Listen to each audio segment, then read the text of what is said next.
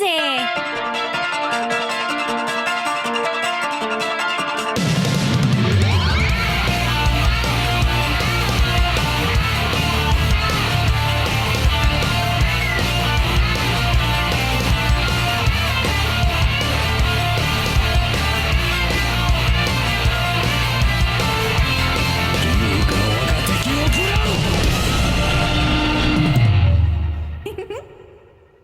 It has been 2 weeks, which means this show, Overwatchers, has returned, and we're really going to have to scrape the bottom of the barrel this week because there's just an extreme lack of things to talk about. No, I'm lying through my teeth. Hi, everyone. I'm Garrett Weinzierl. He's Patrick Beja. He is Chris, a.k.a. ChanmanV. How are you gentlemen doing today? Doing fine. I'm in the Finnish countryside. It's a little bit cold, but doing this show with you guys warms my heart. So I'm doing great. And we have lots to talk about. Oh my God. Yes. I'm super excited, and given the dynamics that we have in Hearthstone, this is just amazing. So I can't wait to really dive in. You know, just to give a little bit of insight into the process of preparing the show to the listeners, when the PTR dropped yesterday, we got a series of extremely excited messages from Chris on Skype. It was the middle of the night for me, and all of a sudden it started doing bling, bling. It was like, oh my God, guys. Hey, guys, look there's so many server browser, Bastion. It's like the PTR. It was a joy to watch happening. So yes, much excitement. It's one of those things where it's like your birthday, and you're about 7 years old, and it's your birthday, and you're like, I'm just hoping that I get maybe just that one thing that I asked for sometime during the year, and maybe my parents heard me, and then you wake up the next morning and it's like, dude, you get a brand new car or something like that. That's pretty much what it felt. Your parents took you to Toys R Us, handed you a blank check, and said, go. Just go, do whatever you want, go crazy. Because, that's exactly what's happening in Overwatch this week. Yeah. Actually, I'm going back through our Skype history right now, and this all began yesterday, right after I get out of the Angry Chicken, with a message from Chris going, holy crap, tons to talk about tomorrow, and then just message. He basically gave us the patch notes in his own words over the course of about 15 separate Skype messages. Yeah, so just slightly excited. Just a little. Yeah, just a little bit. Just a little bit. Well, before we dive all deep into that, let's thank you to our patrons supporting us at patreon.com/Overwatchers, and also the sponsor for this episode, .game domains. If you've been listening to the show for the last few weeks or few months, then you've heard us talk about .game domains. They're available wherever domain names are sold. Might we recommend Uniregistry? Go check that out. Why not? But you can find them just about anywhere else. You can also go to get.game. They are premium domain names. They're a little more expensive than you might be used to, but that's a good thing, because then it stops people from doing things like squatting on it, or like we've joked about before, just going and buying names that are absurd to see if maybe, I don't know, I can make six figures off of it sometimes in the future. So hey, I have a super idea, a new .game domain, inspired by events from this weekend in the US, actually. Do you think the big .game is available? It's the big game. Get it? Oh, Patrick. That would work, right? I thought I would agree with you if .disappointment was a domain name. Oh, man. So I'm just saying, well, the big disappointing game might be available. Yeah. No. Also, okay, hooray for cheesy European Super Bowl jokes. All right, well, let's get into it. So we got a PTR update yesterday. It is currently down. So this went live late yesterday.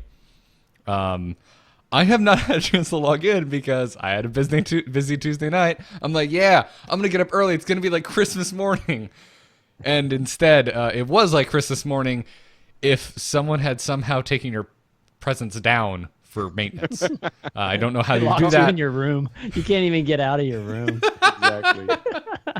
I'm sure it's going to get back up today, I'm guessing. So we'll have time to play around. But there have been a few videos captured. And Chris, you managed to play around a little bit, right? I was on it for literally like 10 minutes, 5 or 10 minutes. So okay. I pretty much got to look as much as, the video shows. So I didn't get a chance to actually start a game and get people in it, and actually try stuff. But I think just looking at the settings, what you can change is plenty and enough to discuss it. Yeah. As you said, Chris, in all caps on Skype, you can literally change anything, anything at all. You can't make your own maps and things like that yet. Okay, but in terms of what we can do with the parameters of the maps and the game types, you can literally change anything, any setting that's possible. And and the heroes. You can change any of the heroes so you do have some limitations, but I mean, we can, from a design standpoint, being a balanced designer, we have access to everything right now. Which is pretty cool. I mean, we'll talk about it, but there are some really interesting uses coming out of the community already after just thinking about it for a second. So let's start. So I don't know if you want to start with the server browser or the characters, Garrett. You're the boss, so you tell us. I mean, we could really go with either. I mean, the server browser I think ties in specifically to like all of these extra options that we're getting in custom games, right? Because now that we're getting this level of freedom, this level of control over how much we really want to either balance the game in a smart and efficient way. I think if you ever wanted to be a balance designer, now you have the chance. Or if you're more in my camp, we're like, let's see how just dumb broken we can make this. Yeah, exactly. You can do that too. And since we're getting a server browser, we can now go and you have a tool to go and find real people to come and join your game. And I'm pitching this as if this isn't something that existed in the 90s that I spent a lot of time with when I was a kid. So what he's saying is we're starting, Overwatchers free beer, no rush, whatever names of this. That's pretty much free beer, no rush. All dust all the time. All dust. So in case you haven't poured through the patch notes, I think everyone has a vague idea of what the customization means for a game like this, but I'm pretty sure you don't realize how deep it goes. Of course, you can do things like select what you could always do in custom games and select which characters are available, if you can switch characters, things like that. But here, you can change to the granular level of each ability of each hero. Like, you can select, you can decide how long the cooldown is going to be for each ability. You can decide, like, for example, how fast Pharah's missile are going to go. So that's super, super specific. You can create a game type where you're going to have only, I don't know, this kind of hero with this kind of cooldown for that ability, but not for that one, and a specific amount of health for one team and another type of health boost for another team. It's very granular, very, very granular. Yeah, I was trying to think of the simplest way to explain this in like a sentence, and the way I think I landed on is anything you imagine would have a slider to adjust has a slider that can be adjusted, or a toggle, either one. I mean, you can turn off the abilities too, so you can mix and match and do, like, again, you just have control of all the characters and just all the map settings like any balance designer or Blizzard designer, Overwatch designer would have right now. Yeah, I mean, Chris, I think you hit the nail on the head as we dove into this. Really, just about the only thing missing from this is like true custom options. Adding things that didn't exist before. Like when we say you get to play as being a balance designer, obviously you wouldn't be able to do something like the symmetry rework where you create a new ability from scratch. Right. But other than that, just about everything is I think able to be tweaked. The only things you can't change is basically the geometry of the world. You can't change the maps, you can't add anything, and you can't change the characters, like make them smaller or bigger is the one thing that, I thought about. Big head mode, stuff like that. That's not available. Yeah, after playing Conan, I was really hoping to be able to make the codpiece bigger on Reinhardt. Oh, God. Oh, my gosh. I was glad that we were not able to do that. There were a couple of suggestions or discussions that happened. One of them was, Kaplan in the video talked about how if you, and you could already do that, I suppose, but you can remove the cooldown from Widowmaker's grappling hook, and so you end up Spider-Manic across the map with that ability. There are people who are basically, for the 15 minutes that the PTR was up, who tried to reproduce the Halloween event brawl, and you don't have the map, so it's not possible, but you can make a team of 4 specific characters and have a bunch of other people come in and have less health and try to take them down and these kinds of things. So it's not just tweaking the existing rules of the games and the game modes, but really it's pushing it just far enough that you can imagine creating entirely new game types, not just game modes, but game types, if you're being creative enough. And I think that's what we mentioned when we started talking about the possibility of having a server browser. What we were saying was, it would be really cool if we could change more things in order to have real, not just goofing around and trying to remove, having no cooldown for everyone, and that's fun for a minute, but enough creativity that you can make modes that are different and that make sense to play on the long run. And I think this is just at that limit where you can actually do that. They might add more things in the future, but already there is some serious potential. There's definitely a ton of potential. You still do have to work within the guidelines of the existing game types, though. But you can set your own parameters. You can make because you can do a lot with deathmatch just in just that general game type. So you can push it a little bit, but it does take some manual restrictions. Within.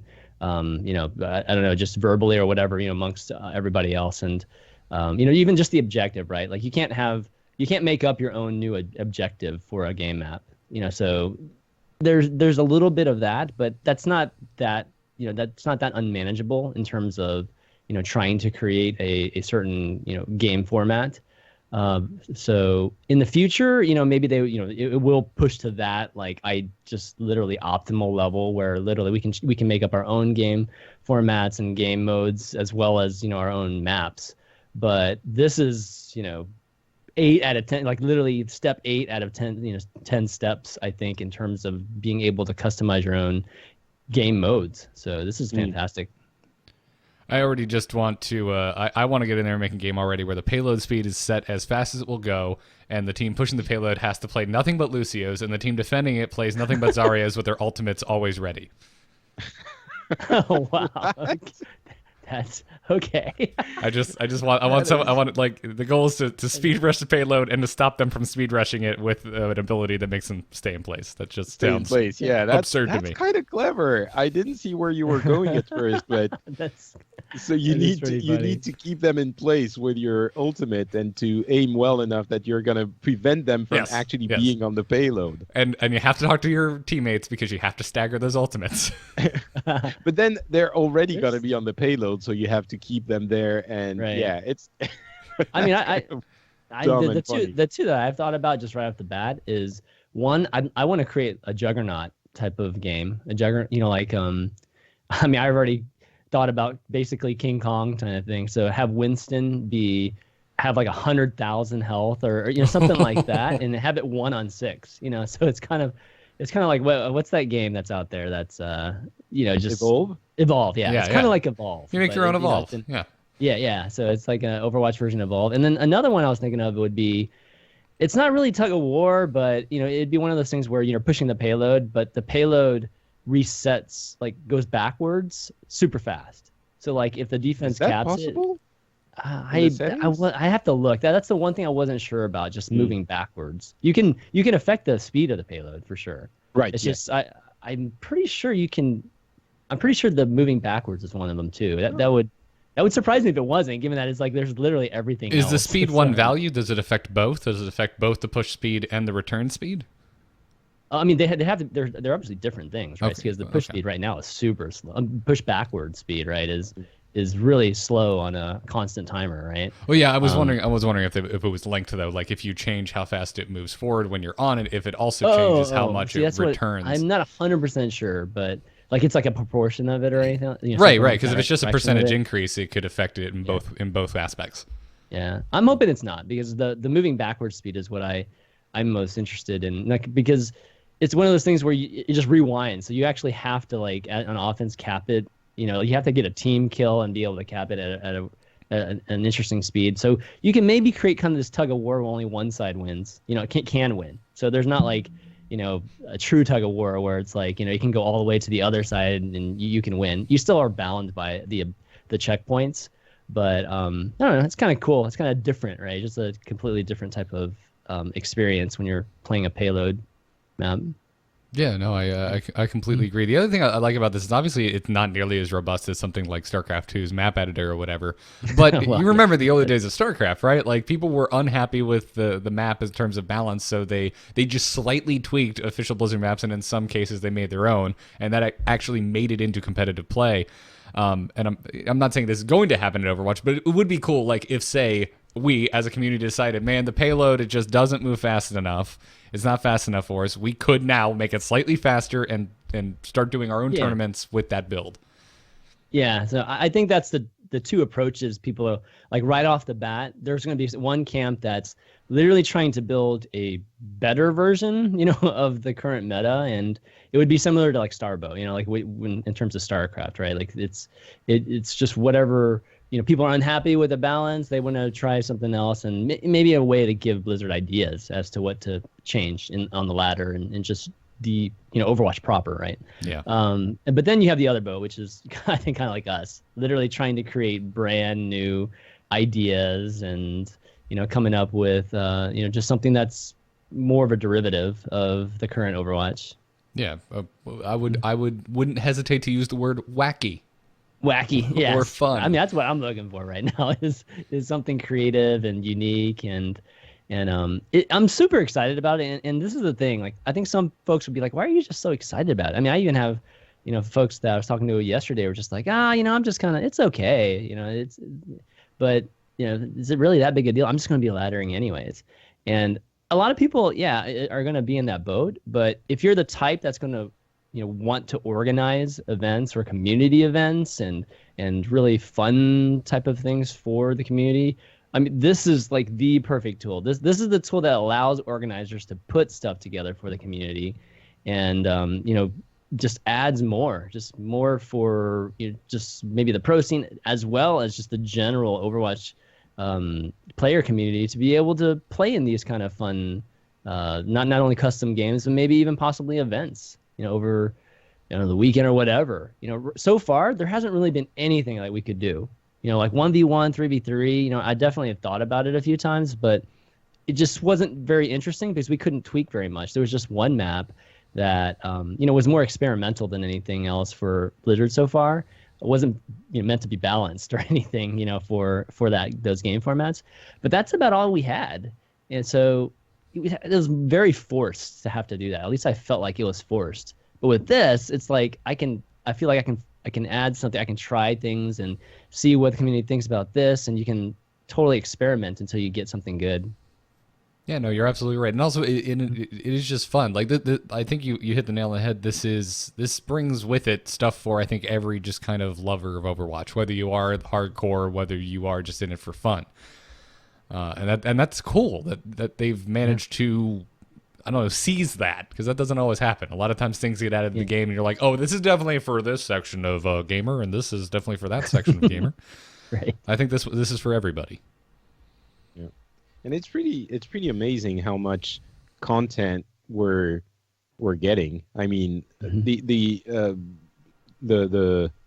capture the flag is also going to stay in the arcade mode, and there's yet another major update to the game. I'm just thankful that they're keeping their word on everything's going to be free for now. Yeah. But yeah, it's cool. Yeah, and don't and don't just don't glaze over that too quickly. Yeah, we're capture the flag is staying, and it is being extended to a ton of maps. You have to think they already had everything ready and they thought they were going to keep it in. Well, yes. I mean, I think that's the story of Overwatch in general. They had another game that didn't pan out, and they're like, well, what can we make of this? Hey, let's make Overwatch. And in this case, yeah, I mean, they came out and said that Capture the Flag was something they'd been working on for a long time, and they just couldn't really get to work. So that's why we got it as an arcade.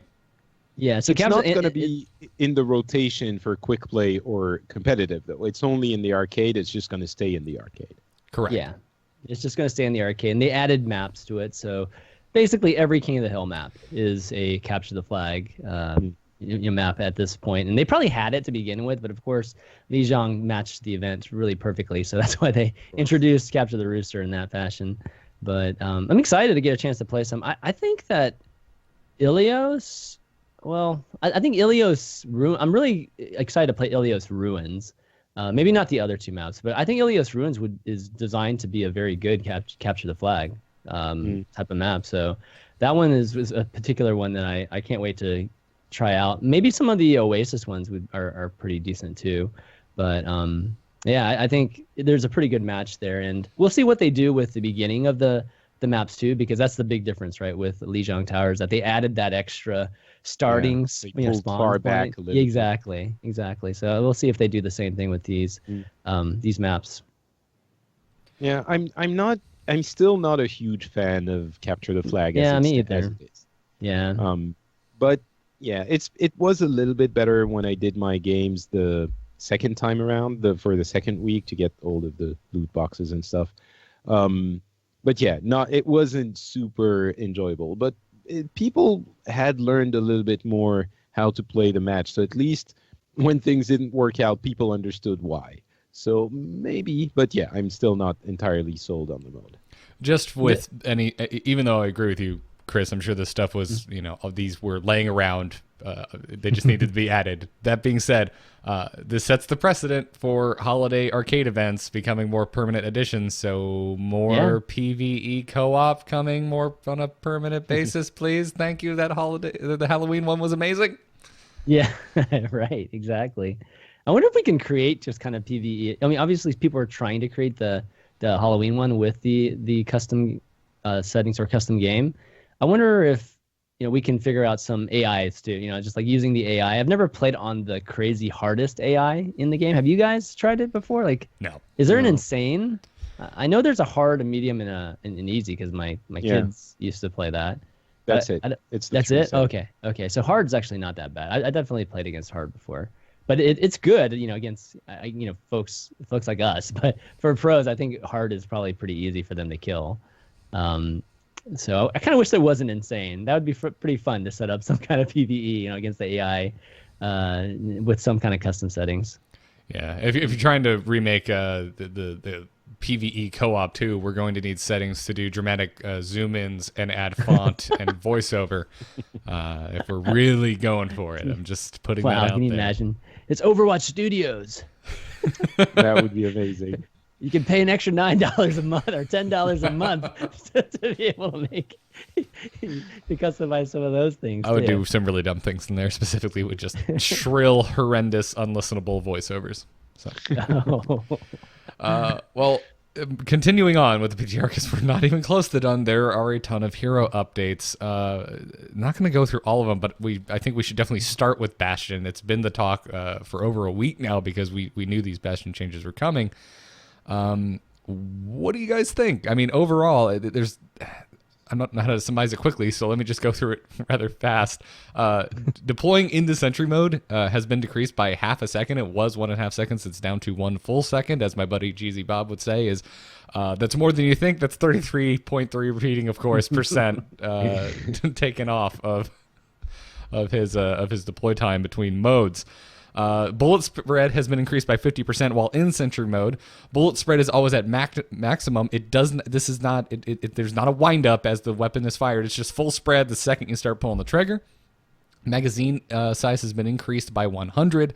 Headshot damage, the multiplier for that is just gone. You don't get headshots in sentry mode. It no longer deals critical damage. So that's all the changes just to sentry mode. Now, a lot of the damage we're kind of losing there is moving over to recon mode. The bullet spread while Bastion is in recon mode has been decreased by 25%. It's quite accurate now. It looked straight to me. I mean, it looked almost like there was none when I was using it, but I wasn't holding the button down for 20 shots or anything like that. But it felt pretty accurate. Yeah, and it also got a magazine size increase in recon mode as well by 5 bullets, so you're going from 20 to 25. And then self-repair can now be used while it's moving. It's now bound to secondary fire by default, so that's going to be your right mouse button. If you're playing on PC, it'll be your secondary fire. It's a trigger on the console, isn't it? I don't play the console that much. I try. I'm trying console players. I'm sorry. I only play PC. Probably is a trigger. It makes sense. Yeah. And a resource meter has been added to the self-repair. So it depletes while self-repair is active, and then it recharges when you're not using it.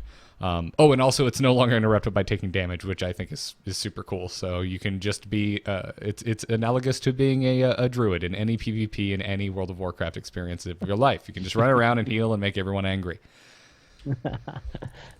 And then finally, his ultimate, his tank configuration no longer grants bonus armor, but it has received a new passive called Ironclad. Bastion takes 35% less damage when he is in sentry or tank configuration. So right, that's a lot. A lot of changes to Bastion. Yeah. I think the dev comments did a good job of summing it up. Like their goal is to make him a bit more of a tank buster and a barrier buster when he's in sentry mode, and give him a little more flexibility in his recon mode, because before you were just always trying to stay in sentry mode as much as humanly possible. How do you guys feel about this? For me, the removing headshot damage in sentry mode is just the weirdest feeling. I think that's good, actually. But go ahead, Patrick.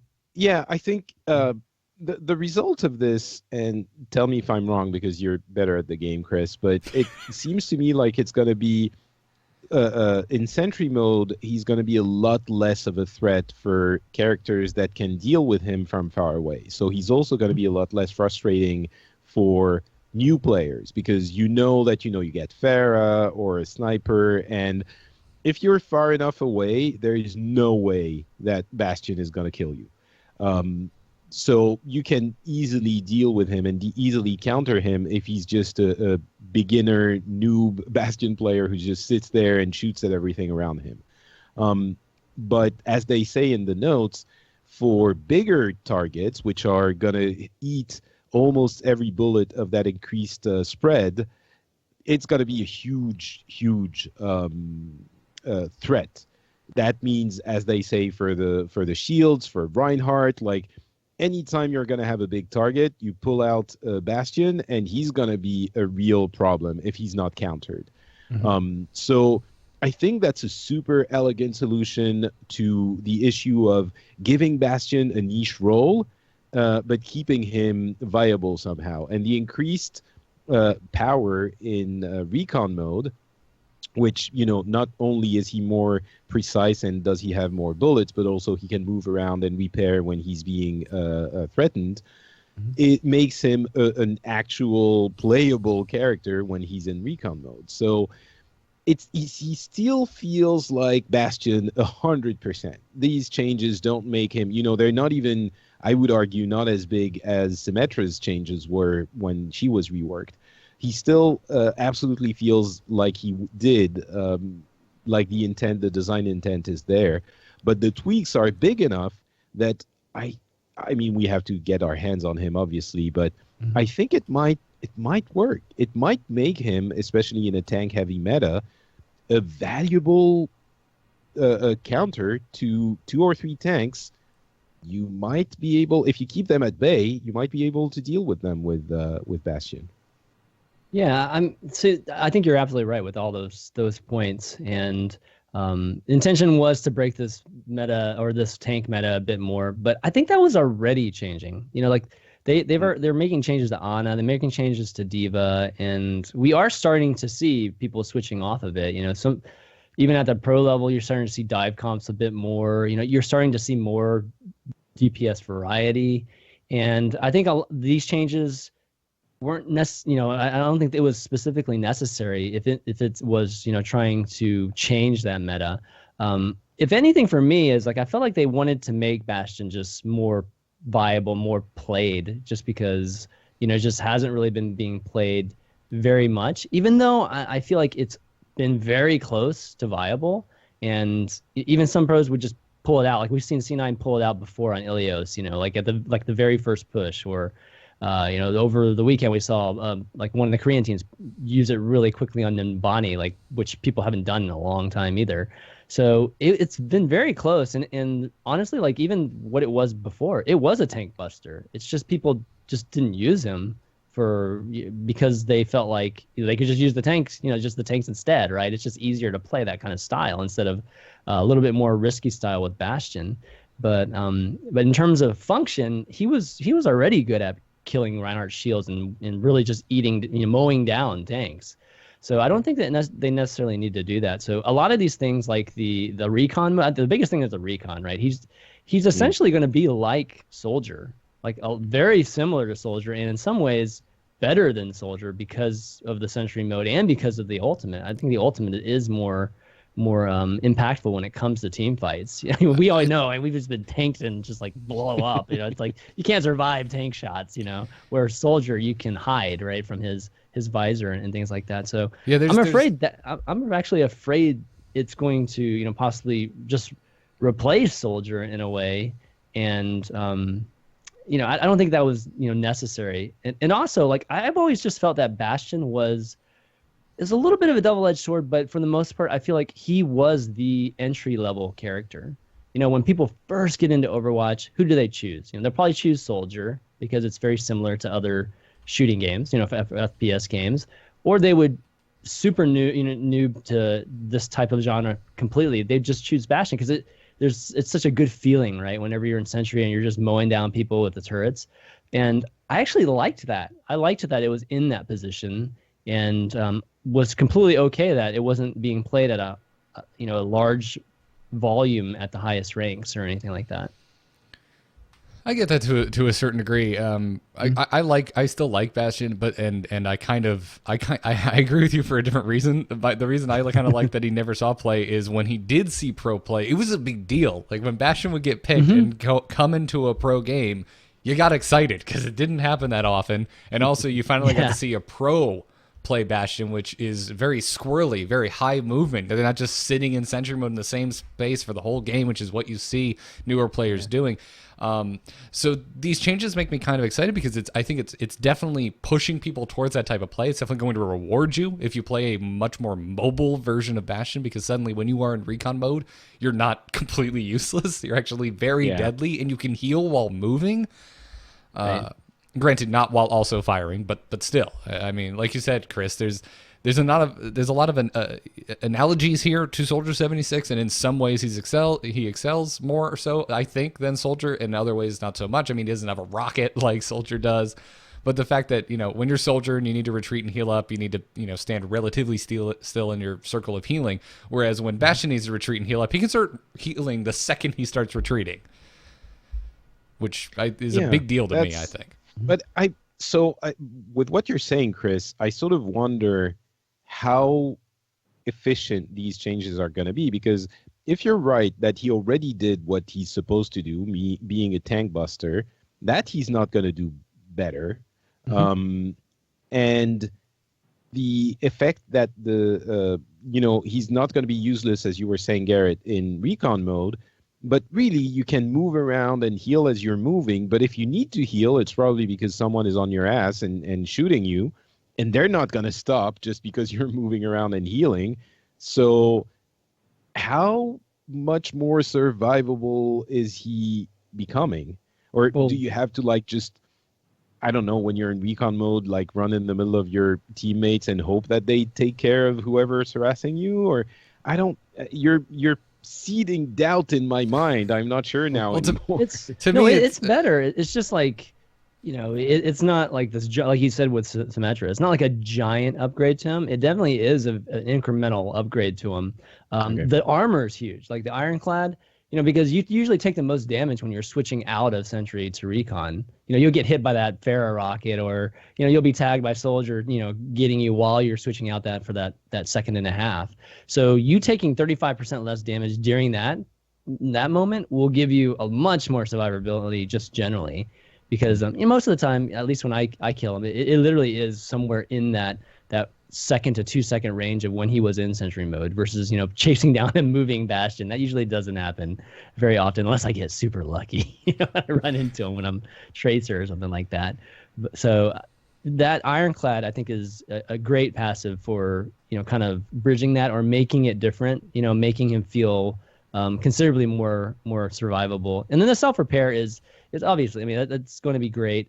For me, it just feels like a Band-Aid. There's nothing very unique or witty about that type of addition, but it does make sense for just generally, having Bastion be able to survive a bit more and trying to make him playable. Like one of the things with all the characters, and we've lauded in the past, is that they try to make all the characters playable to some degree at given points, right? Not necessarily every single moment of Overwatch, but at given points in the meta, they try at least. And I think this is their attempt to try to get Bastion to a playable percentage, like up that percentage, at least historically for him. And because this is really the first time they've done it. They've tweaked him before, but I felt like they tweaked it because of, maybe some frustrations, people were having with Bastion, playing against Bastion, and maybe they've tweaked the ultimate a little bit a few times too. But for the most part, we haven't seen huge ones outside of removing the shield way back when, right? That was crazy. Early days of the beta. Yeah, it's just like, oh my gosh, he's got a Reinhardt shield and Reinhardt can shield him. This is crazy. Yeah, so so maybe basically he's not gonna all of a sudden become so good in recon mode that he's gonna go toe to toe with, I don't know, Tracer or Reaper. No, I don't but think so. He's gonna be good enough that if you're mobile enough and if you relocate when people start shooting at you, you're going to survive a little bit more and maybe hold your own until you can get somewhere else and start shooting at people in Sentry mode again. So yeah, he still takes care of Farah. He's a counter to most everything that Soldier is. So he's, when you put him, you put him in the hands of people that can hit scan super well, then that's where it's like, oh, okay, this makes a lot more sense, as to like how good he really is. Because when I watched, I think Surefour played him for a little bit, like months ago, from time to time, and it'd be like, oh my gosh, yeah, he's good. He's great whenever those guys are using him.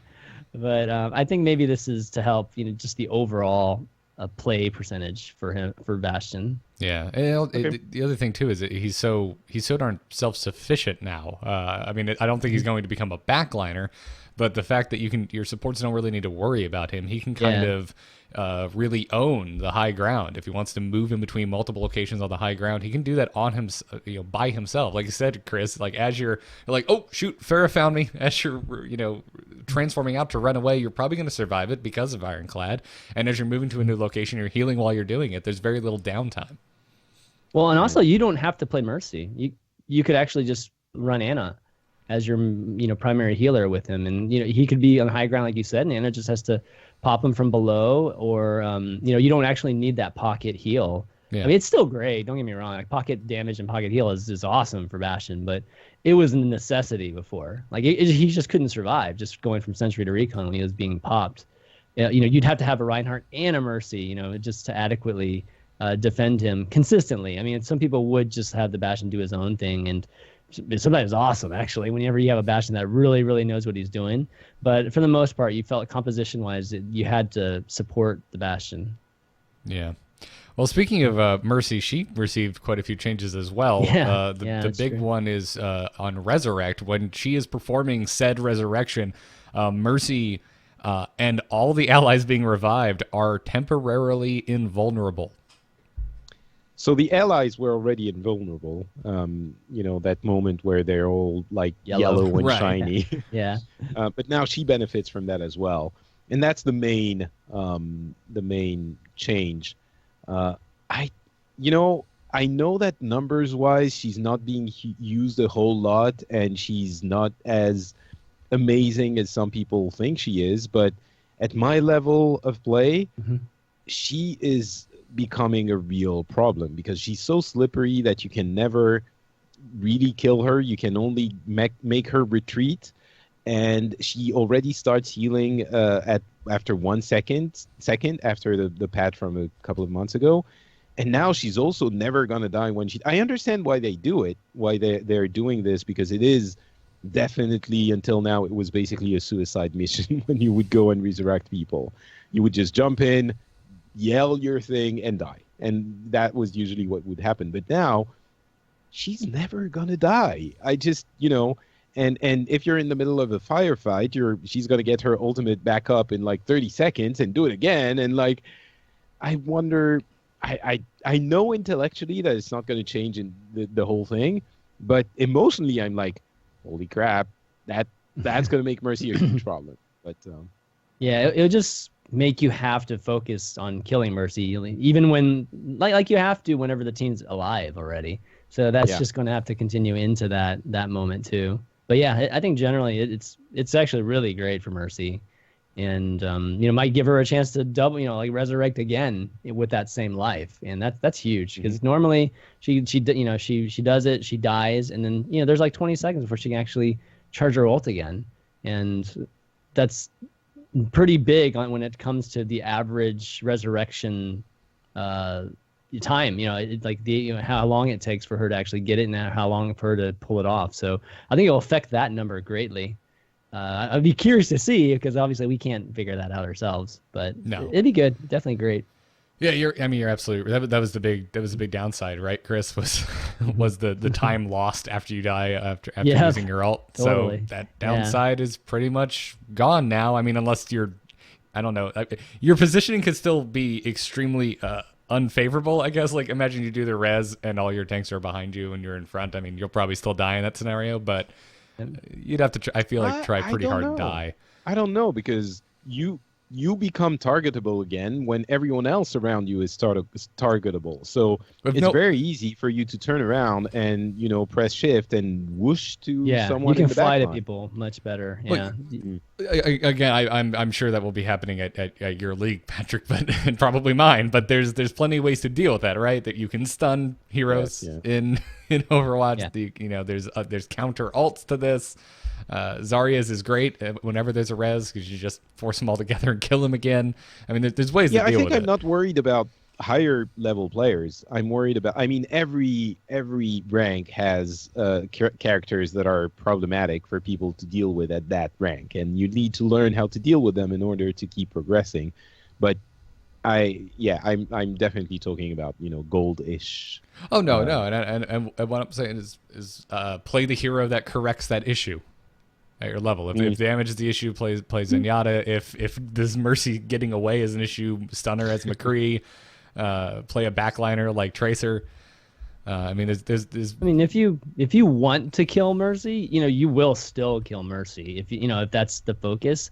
It's just if she resurrects like a DPS character, her ult's not very high, so you might as well kill the DPS character as fast as you can, and then focus off of them and go for Mercy. It's just really up to you. But now you have that decision where before it was just like she's the only one. So we're gonna kill her like right now. With that we got that 2 seconds. Just kill her right now, and then we can wait for her buddies, to be we'll hittable. Kill them. Exactly. Then we'll kill them after we fired on her. That is actually a really good point, Chris. I completely agree with you, Patrick. I'm just trying to give you constructive. I agree. This is a bad thing for the lower end on the skill spectrum.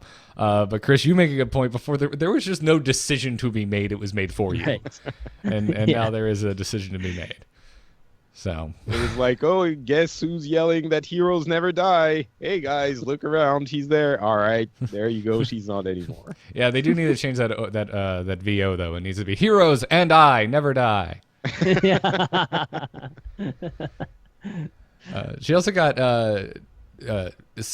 targeting sensitivity on both Guardian Angel and Beam sensitivity, and this is something that you will see a lot throughout all of these PTR notes. This happened to Nano Boost on Ana. This happened to Hack on Sombra, Grappling Hook on Widowmaker, Projected Barrier on Zarya, and both Orbs on Zenyatta. Yeah. Any ability that sort of has this semi-auto targeting, it had a tendency to snap to a character you didn't want, so now you can make it as sensitive as you want, or as insensitive, not sensitive, unsensitive, something, as you want, in order to have to aim better, and so you can actually decide who you're gonna boost and or apply your buff to. Yeah, personally, I'm bad at aiming, so I like it as it is. But, yeah, me too. But I'm glad that this is in the game. Yeah, I don't know if I would be adjusting that too much, but it's nice though to have quality of life things added. Maybe a little bit. It is a little bit, permissive. Like you sometimes when two characters are close together, you're like, oh wait a second, him, not her. God damn it. Yeah, but I don't know how much of it is actually my aim versus the game not doing. Is it just me just completely missing it? Versus me actually being. Versus the game actually not sensing it well enough. Yeah, true. And then I think that the final big thing to mention. Well, actually, before I move on, were there any other hero changes you guys felt would be horrible if we just skip over? No, I think it's fine. I mean, some people are making a big deal of the Diva defense matrix thing that can stop abilities more efficiently, but. All right, it's compared to everything else that's happening. I think we did we not talk about? I think we talked about that one, right? Just did we? All no. Right, well, I think. Wait, before they can be. I think this isn't this the one where it basically stops things right when it comes out of the nozzle of the gun, or is this a different one? This is the one. Maybe you talked about it on your other Overwatch podcast, Chris. No. This one is actually This one's actually a pretty big deal because things like ultimates, like Zarya's ultimate, it was basically unstoppable. Like a lot of the high skilled Zaryas, they would literally go and crouch and look straight to the ground and throw. They would jump into wherever they're gonna do their graviton, and then they would just literally throw it to the ground. So it was unblockable by Matrix. Because it just allowed for stuff to actually come out of the gun, so there's no distance, to actually absorb that. So now it can actually intercept that graviton as it comes out of the nozzle, if the matrix is around it. You'll still need to be close enough, obviously. You'd have to be all over that Zarya, or just if you sense it, you'd have to be there with the matrix. So the matrix is almost like an aura now that just stops anything from coming out, and that includes Roadhog chain hooks. People can actually stop that shot from the after the hook. Being hooked, Exactly. And before you couldn't. The chain hook would still be a one-shot kill, even if Matrix was on around him. So it's at our level probably not maybe not the biggest deal, but it is a distinct buff to Defense Matrix for a very big thing. Like the graviton is a big deal. Like if you can catch gravitons, it was already kind of hard to get your gravitons off as Zarya, and now it's a little bit harder, which is like, okay, that's going to be tough to play Zarya. So we'll have to see if it affects it in a big way. Yeah, you're gonna have to start playing differently. But again, it's more decision making, right? Which I think at the end of the day is a good thing. Whether or not it has a large effect, it's those of us at scrub rank. That is what it is. But I think it definitely improves the experience when you're watching competitive Overwatch. Yeah. So, and also, hey, Mei can be targeted when she's in cryo freeze by allies. Just what she needed, more heal to her cryo freeze heal. More heal. Hey, it was if you thought Mei was amazing or Mei was annoying before, even worse now. So. Eichenwald got a change. According to the Overwatch team, the map became heavily stacked. This is their words. In defense's favor once offensive teams got through the castle entrance. So disagree? What's that? You disagree, Garrett? No, I'm not. I didn't. You said it like you disagree. No, I don't disagree. I'm just saying according to them. Ah. I was putting a big bold on this because this is directly from the Overwatch team. Right. I always find it very interesting when we get statements from them being like, yeah, they didn't say it's imbalanced, but they're basically telling us something is imbalanced here.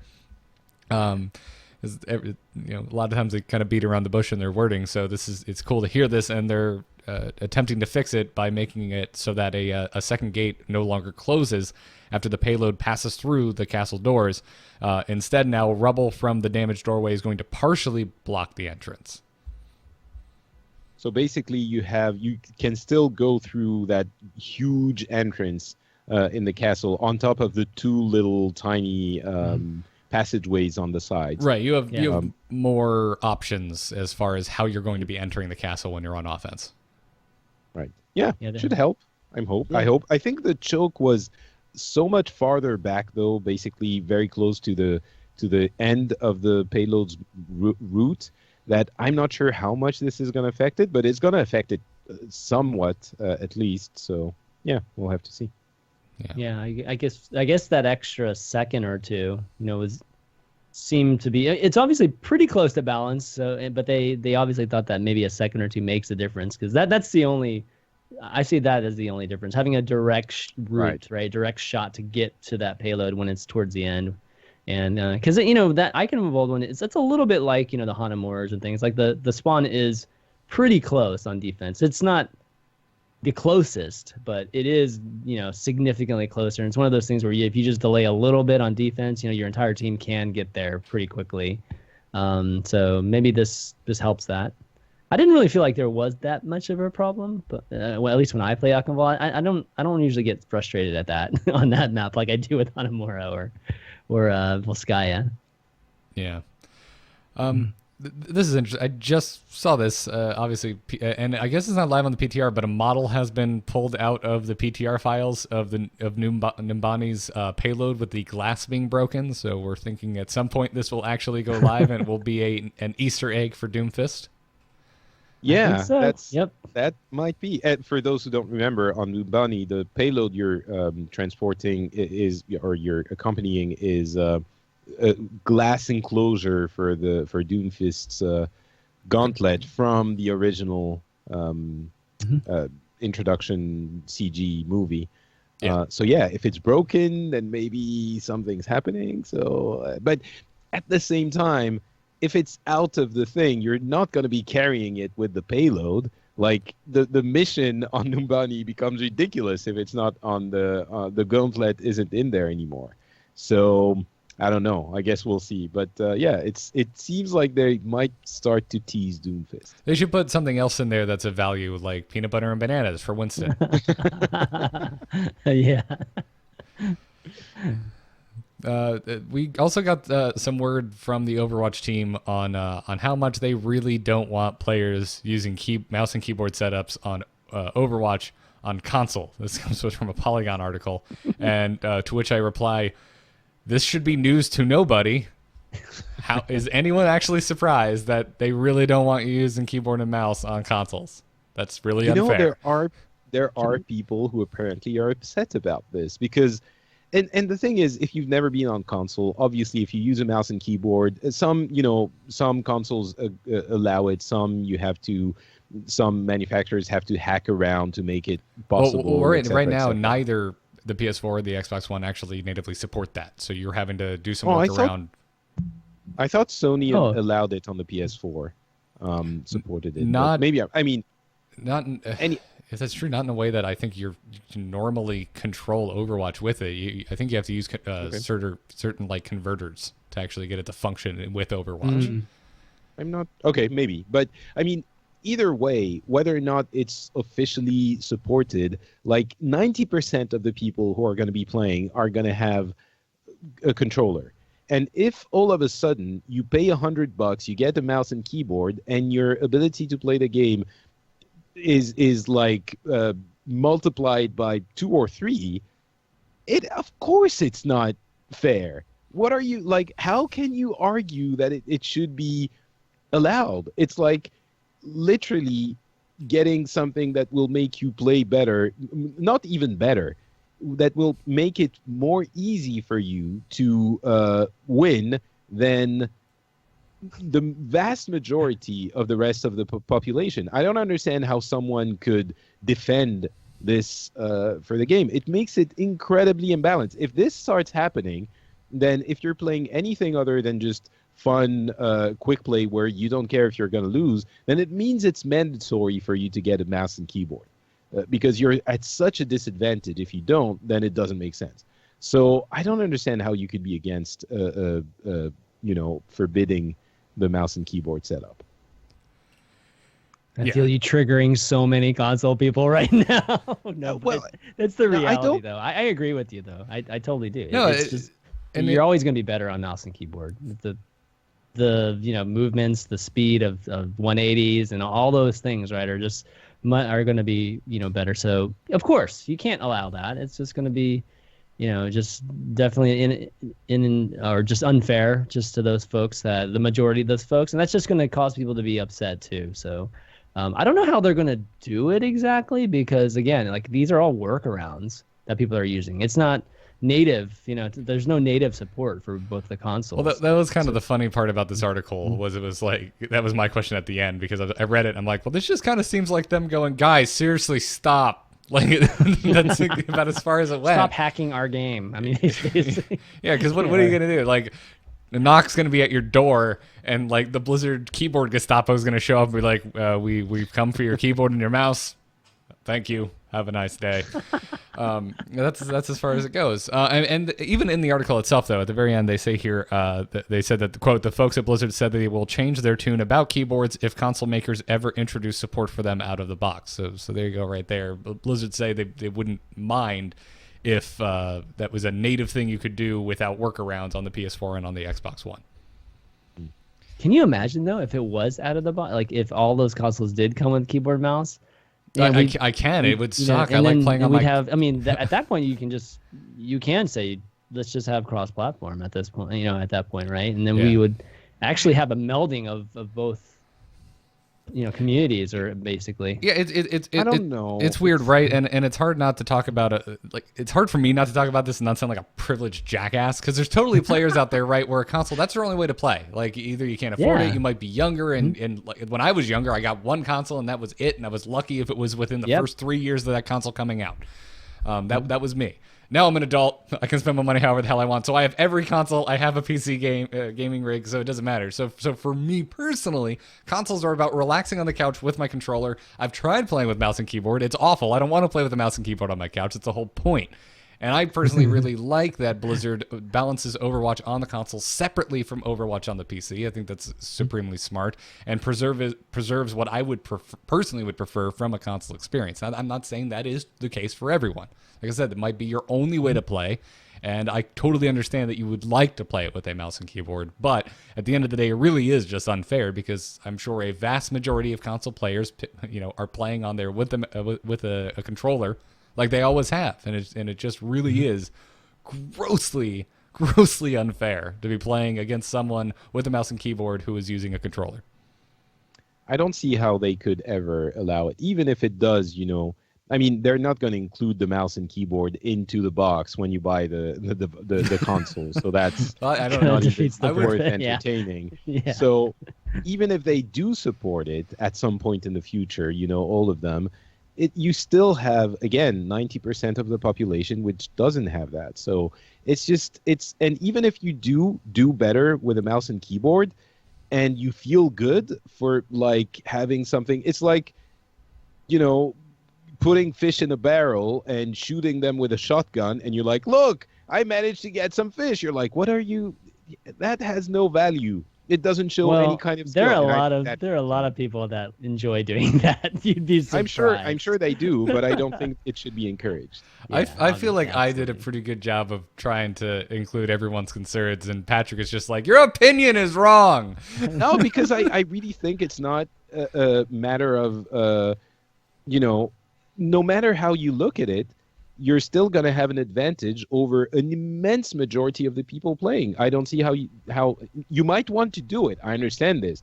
And if you only have a console, you might feel like, oh, but I want to play as well as I ever could. And that's a personal thing, but you also have to take into account the environment in which you're doing that. And I don't see how you can justify. It's basically, not exactly, I understand it's not the same thing, but it's basically using a hack on PC. And you know, it that allows you to aim better than everyone else on the planet. So anyway, I mean, yeah. Yeah, no, I agree. I do not play Overwatch on the console, but I do play shooters on the console. I've been playing Titanfall 2 because it's a game I like, but I'm not like super crazy hardcore about, and I don't need the best controls I can get. So I just want to relax on my couch and play it. If I was in there with other players playing with mouse and keyboard, I would never play multiplayer in that game again. Exactly. Exactly. So, anyways, rant over. Also, Lucio is coming to Heroes of the Storm. He's on the PTR, I believe, as we speak. I actually haven't gotten on the check. There's only been a week, less than a week between Heroes showing up on the PTR and actually going live in the game. But from the video that I have watched of Lucio, and I talked about this on Into the Nexus, once again, goodness gracious, they have done a phenomenal job of bringing a kit and a hero from Overwatch and transposing it into the Nexus. The name of my show, rather seamlessly. Yeah, it definitely looks very cool. I mean, we're not going to go over all of his abilities. There's the reverse amp, which does an AoE damage thing, which is kind of fun. But yeah, it's surprising how well they're managing to translate the kit exactly, as you said. And Lucio, except for the fact that he's like all serious and stuff, he's not smiling. It's the model looks a bit different, but yeah, it looks cool. It made me want to go out and play the PTR to try it out. They need to serious him up somehow. I still think he looks like a member of the Burger King animated mascots from the 90s. So you need to serious him up a little bit. Come on. but yeah. Patrick, is this a question you're just putting out into the universe? Because the answer is yes. yeah, right. The question is, are we due for another animated short? And a lot of people in the community have started asking that question because it's been a while, and we need them. So it's just wondering, just mentioning it. Hopefully, and maybe with the teasing about Doomfist, we're going to get one in the not too distant future. The animated shorts they did mention after the initial series with the one that ended before we got Bastion and then Sombra for the release, of course, that they were working on different seasons, that we were going to have more animated shorts for sure. And I don't know, we'll see, but it's that time. It's about 3 months since the last one, so hopefully we'll get one soon. Just mentioning it. Yeah, I think we're probably coming up to a point where we'll see a bunch of things coming. I think Mike Chu in an interview recently, or maybe a very, very short post on the forums, were saying that, a lot of the backstory, like we should expect to see a ramp up in a lot of the backstory content coming up really, really soon. I don't know in what form, but they did at least. I mean, it does sound, at least internally, they've hashed out a lot of what the storyline is going to be. So I think we could be seeing it in the form of animated shorts, as well as maybe we'll finally get that graphic novel announcement that got canceled months ago, and that would be great because we really haven't seen much in storyline wise. Like these events are cool, but they don't really tell us much stories. We interpreted little things right from the comic and that was associated with one of them, but generally speaking, the Christmas one, right? But generally speaking, nothing definitive, nothing like the Sombra, obviously the Sombra short and things like that. And I hope they don't slack off on that. That's what was so awesome about Overwatch when it launched was, okay, we're going to get this like triple front, brand push, right? From the standpoint of video, comic, and video game. And I was really excited about just the IP being pushed that way. But we've seen it slow down considerably, which I guess they told us that after launch it would slow down. But I just don't feel that there's like a specific team working on it, even though I know there is, but I just don't, I don't feel like there's this dedicated team that's just pumping out content constantly. Yeah, I really want some type of longer form story or lore in some way. I feel like it's been nothing but piecemeal, and it has been fun to a certain degree. But at this point, I want something, and I really want that graphic novel that got canceled. I think is what I'm asking for more for than anything else. I would love at least the backstory, the back history of Overwatch. I would really like to see that. I get keeping the current timeline as far as the game itself takes place in a little more ambiguous, so you can have fun with it. That's cool. But give us something that's like set in stone. We really get to see exactly what happened with these characters and why they are the way they are now. Because it's a maybe world they had to take that time. Yeah. Maybe they had to take that time to really set it internally. Like, okay, this is what the story is going to be, guys. So, okay, now we can go nuts, making the different content. I wonder if they're. Oh, sorry. Go ahead. I was gonna say, I wonder if Metzen leaving had any impact on this, seeing as he's usually the story guy, or used to be anyway. Yeah, actually. Maybe. I think it's being prepared, so I don't know that. Maybe. But I really hope we're gonna get, shorts and stuff for not just the new character releases, but for older characters as well. Yeah, it seemed like a Zarya one was teased at the end of the Sombra short. So where's our Zarya short? What I'm saying is I really want a Zarya short. I don't know if I was making that clear. Could you be more explicit, please? Where is our Zarya short? I want to see what brand of dye she uses. Her hair is fabulous. No. Anyways, the answer is yes, Patrick. We are due for another animated short, and everything else on top of that, please. Give me some long form comics. The short ones are fine; they're great. Give me some long ones. Let's get Nescane doing way more badass Overwatch illustrations. Sign me up. Anyways, before we move on, let's thank some patrons, especially our producers, LVE and Dot Game, for supporting us over at patreon.com/Overwatchers. And as with every episode, we'll thank a few of you specifically. Thank you to Cohen D, Scruff, no last name given, Jason P, Andrew L, Alex Fair, Mr. Draco, Adriano M, and Timothy O. Thank you all so much for supporting the show. We really do very much appreciate it. And if you like Overwatchers, if you get any value out of this show, consider giving some value back over at patreon.com/Overwatchers. You know what? Just go to the page, go to patreon.com/Overwatchers, just to look at it, just to see how it is.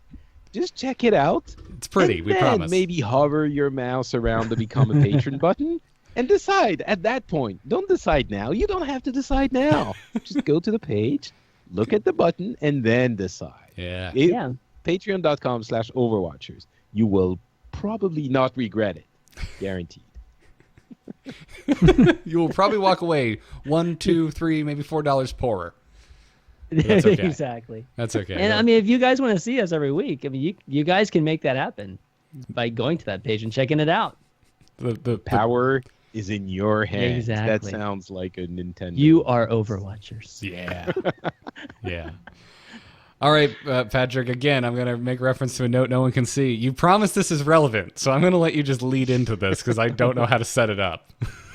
All right. So a couple of people actually in the chat watching live asked if we were going to get an update to my competitive placement and mood.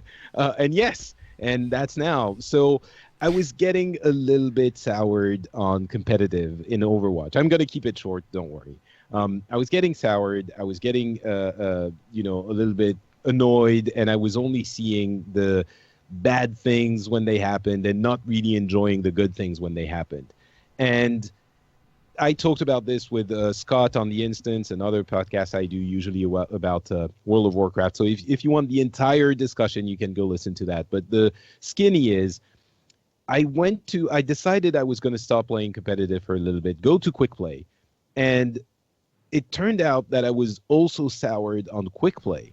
I was like, I wasn't enjoying the games. I was losing. Like the games I was winning, I was like, finally. And the games I was losing were making me sad.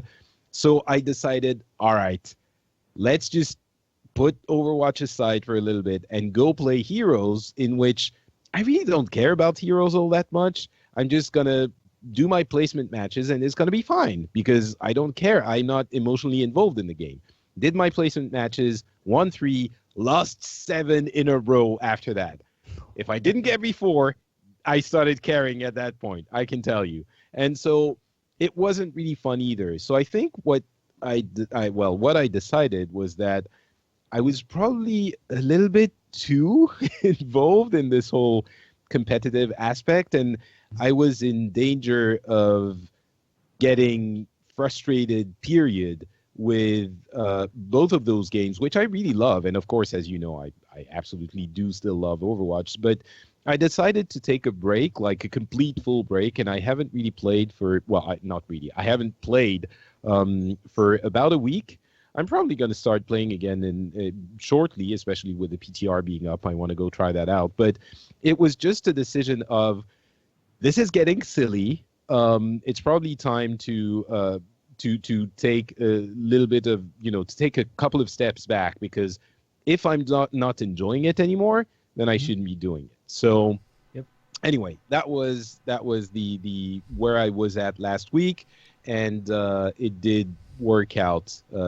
Well, I mean, I haven't played, so I don't know. Maybe I'm gonna get tilted when I get back in there. But yeah, so that's the update on Patrick's competitive life. However, one other note, I did get back up to the highest I've ever been, which is mid gold 2250 or something. Oh, awesome. Yeah, so I was happy about that, and still I wasn't really enjoying the game. It's like, as I said on the instance, I still have like a 53% win rate in quick play. I managed to get over 50% in ranked, and I'm at 60% still, more or less, with soldier. And still, so I'm doing really well. There's no reason that I shouldn't be enjoying this. And still, I'm tilted, not tilted, but not enjoying it more often than not. So that's not a good place to be in. Yeah, it sounds like you're just. It does sound to me like you're just too close to it. Like you're. Well, I think that, Patrick, honestly, I think you should. I think you're the type of person, and I'm a lot like you in some ways, where like I just get more enjoyment when there's consistency to my play, and especially in a competitive environment. And what that leads to normally is that I think a good way to fix it is to get a group of friends that play together consistently, because that way you'll always, when you're climbing the ladder, it doesn't feel like so much of a grind where it's like, okay, I'm going to have these games where people just don't care and they just throw, and I have to actually just bear through these games. And then, I'll be on the side that benefits from that sometimes too. And, and then all of a sudden we'll have the normal games, where there's actually, like organized things going on. And just that variable that goes on, it is just frustrating because all of us want to be efficient, right? And I think to be most efficient is to play with the same group of people. Like I have this group of friends that play literally League of Legends like every single night. And I used to play, game League of Legends with them every single night. And, we had this kind of sense of progression together. And even when we lost, it didn't feel frustrating because we lost because they were just a better team than us. And it was something that you could accept, and it's just like, okay, we need to improve, we need to get better, right? And I think that's much better in terms of frustration, because it sounds like you're having that same issue solo queuing in Heroes too, and I can relate. I can totally relate to it because I freaking hate grinding. Period. It just, in any game, it makes it less fun, and so either I choose not to care about it more, or I choose to try to control my environment more. Yeah, I think there's definitely some of the. Oh, sorry. Go ahead. I was gonna say, yeah. Like, I mean, there's so many different mindsets you can get into, and a lot of it depends on what your goal is, right? I mean, obviously, we all want to win. We all want to climb. I think that's everybody's goal. But there's a cost, I think, involved in that a lot of people don't talk about, which is like your own mental, I think, sanity to a certain degree, and a lot of. If you're gonna solo queue, if you're gonna go into that environment, as much as we've said in the past, like, hey, you can only be so good with so many heroes. Maybe focus your efforts somewhat to maybe a hero stable instead of swapping between every hero available to you in the game because of your meta knowledge, even if you cannot play those heroes. But that being said, like, the idea of being fluid, I think, is extremely important from a social aspect if you're going to go in and solo queue. Because if you're going to let what you see as suboptimal plays tilt you, it's going to affect you, I think, in the way that it is affecting you, Patrick. And I'm saying this knowing that I full well do this in every team game I play. I let it tilt me. And the more I work on my own mental state, the more I try and be aware of it and say, hey, all right, yeah, no, I completely disagree with that play, but I decide to just give in and support that play, the better my results become, and also the more calm I stay. Because at the very least, you're still trying to work as a team, even if it's, even if you're backing up a suboptimal strat. Because what is the other option? There are two other options in that scenario, Patrick. You can get really angry, which helps no one, or you can not back up that strategy and go off alone and probably still fail. So yeah. I've done both of those things, I think. Yeah.